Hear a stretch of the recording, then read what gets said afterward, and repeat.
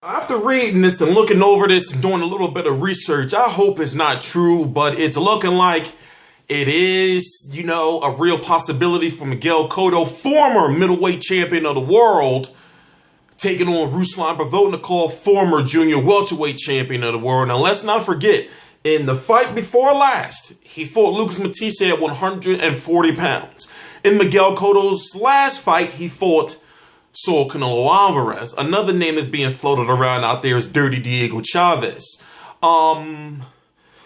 History Controversy. This is History Controversy Live. And right now, I don't know what Miguel Cotto's doing, because when it comes to the matchmaking, I'm thinking, how do you come up with Ruslan Provodnikov? How do you come up with Diego Chaves?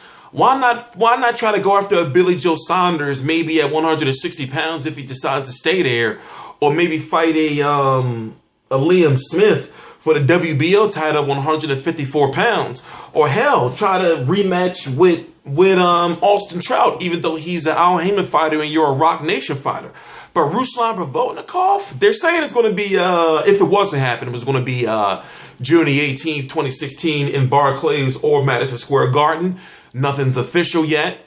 Will it be a good fight on paper? Can Miguel Cotto win? Of course Miguel Cotto will win. This is going to be the first fight in a long time when Miguel Cotto is going to actually be coming in as the bigger fighter. And I'm thinking, if he fights Diego Chaves or if he fights Ruslan Provodnikov? I'm also asking myself what's the weight going to be? Is he going to be having both of these fighters come up to 154 pounds? Because I'm pretty much sure it's going to be under the 154 pound limit.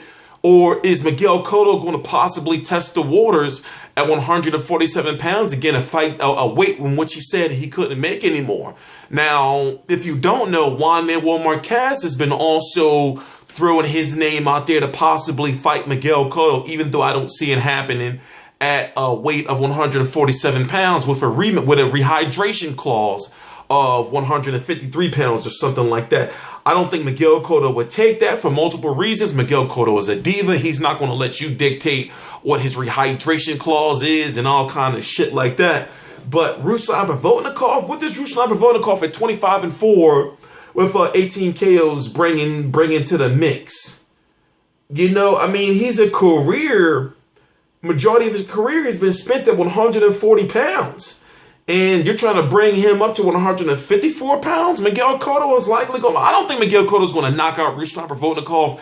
Ruslan Provodnikov is one of those fighters who seems as though he just got one of those iron chains. His face will take a beating, as we've seen against Mauricio Herrera in the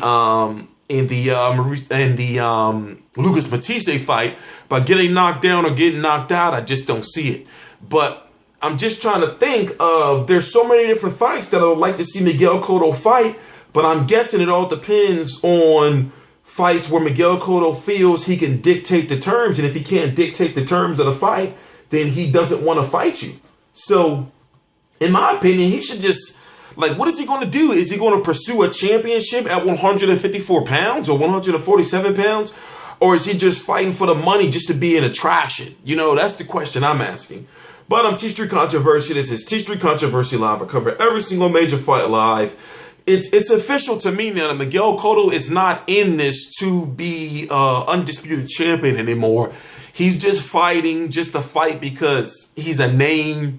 I don't see him, ever becoming a world champion and defending him again. I guess we can consider Miguel Cotto being a part-time fighter. And I'm asking myself, what could be the next big fight for him? It's a shame that Marquez don't want to move up. But, I'm History Controversy. This is History Controversy Live. I cover every single major fight live. Please subscribe.